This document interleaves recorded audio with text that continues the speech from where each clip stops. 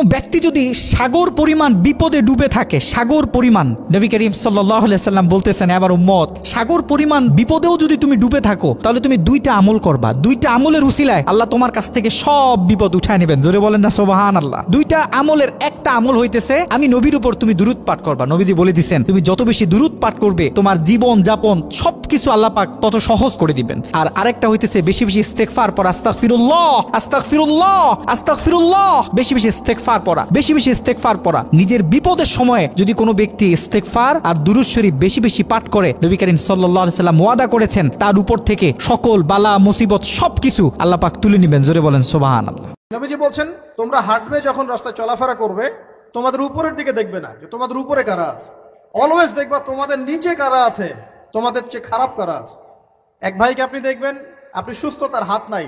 আরেক ভাইকে দেখবেন আপনি সুস্থ, তার চোখ নাই। এক ভাইয়ের পা প্যারালাইজড হয়ে গেছে, এক ভাইয়ের বডি প্যারালাইজড, একজন হার্টের রোগী, একজন ডায়াবেটিসের রোগী। আপনি সুস্থ আছেন, অথচ ওই ব্যক্তির অনেক টাকা পয়সা আছে, আপনার নাই। এখানে কে ধনী বলেন দেখি, আপনি না সে? আপনার সুস্থতা আছে। আরেক ভাইয়ের অনেক বড় বড় ফ্ল্যাটস, কিন্তু আপনার এতটুকু নাই, ছোট্ট একটা বাসা। আপনার কষ্ট লাগে, আমারও যদি এমন হতো। ওই বাসায় গিয়ে দেখলেন যে ইন্টারনালি সে ব্যক্তি সুখে নাই, তার পরিবারে অশান্তি, তার পরিবারে হৃদ্যতা ভালোবাসার বন্ধন নাই। আপনার পরিবারে আছে। একটা রিক্সাওয়ালা সারাদিন রিক্সা চালিয়ে 500-1000 টাকা আর্ন করে বাসায় চলে গেল, গিয়ে বাসা আলু ভর্তা, ডিম ভাজা, ডাল দিয়ে ভাত খাচ্ছে, সুখে আছে দিব্যি, বউয়ের সাথে গল্প করছে, চাঁদ দেখছে। আর সেই তো কবে আপনি ওয়াইফ কিনে চাঁদ দেখেছেন ঠিক নাই। আপনি টাকা অর্জন করার নেশায় বছরের পর বছর স্ত্রী থেকে দূরে আছে, দেখারই সৌভাগ্য হয়। আসলে সুখ কাকে বলে, সুখটা কি জিনিস, ঢাকাবাসীকে সুখ বোঝানো দরকার। সুখটা কি জিনিস? সুখটা হচ্ছে ইন্টারনাল পিস। যখন আপনি বা আমি নিজেকেও বলছি, যখন আমরা আল্লাহকে পাবো, আল্লাহ পাকের ইবাদতের মধ্য দিয়ে, রাসূলের সুন্নতের মধ্য দিয়ে অল্পে তুষ্ট থাকতে পারবো, যা আছে এতে শুকরিয়া আদায় করব, আপনার চেয়ে সুখী মানুষ দুনিয়াতে কেউ নাই দুনিয়া। কিন্তু বস্তুবাদিতা আপনাকে এই আকীদা আদর্শ থেকে সম্পূর্ণ ডিমোটিভেট করে দেবে। আপনাকে খালি চাই আরো চাই।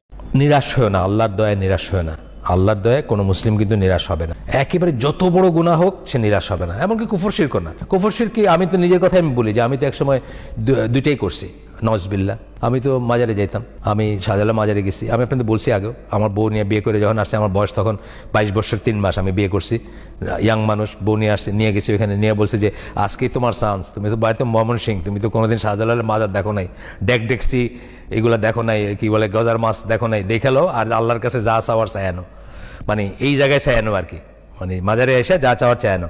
তারপরে বলছে খবরদার পিছন দেখায় বাইরে না, কিন্তু এটা বিশাল বেয়াদবি, মানে গুইরা বাইরে না, পিছনে হাইটা এটা বাইরে, এটা শিরকের কাজ না, এটা পিওর শির। আমি তওবা করছি, আমি আল্লাহর কাছে মাফ চাইছি। আমার জ্ঞান ছিল না, আমার ছিল। আপনারাও কি করে থাকতে পারেন কোনোদিন? আমাদের এখানে যারা আছে, আমি না হলে আমার বাপ মারা 100% হয়তো এই পন্থী ছিলেন, তাই না? আমি বলছি যে আম্মা, আমিও তো এককালে গেছি মাজারে, আপনিও গেছেন, মানত করছেন, শাহজালালের দোহাই দিয়েছেন, বা কিছু একটা করেন আমাদের দেশে, এগুলো সব শিরক আম্মা। আল্লাহর কাছে মাফ চান, আল্লাহর কাছে তওবা করেন, আল্লাহ ইনশাল্লাহ মাফ করে দিবেন। আমরাও এরকম ছিলাম, আপনি এরকম ছিলেন, এভাবে বলার চেষ্টা করছি। তো আমাদের 100% বলতে গেলে খেয়াল করলে দেখবেন সিলেটের মানুষ এটা বিশ্বাস করে বা এই করে। কিন্তু আল্লাহর দয়ায় আমরা নিরাশ হব না। আল্লাহর দয়ায় নিরাশ কে হয়েছে? একমাত্র শয়তান। তাকে ডিক্লেয়ার, সে আর তার কোনো আশা নাই। কিন্তু আমরা শেষ পর্যন্ত আশা করবো। এটাই বলতেছেন যে আল্লাহর দয়ায় নিরাশ হয় না, এবং আল্লাহ সকল গুনাহ মাফ করেন।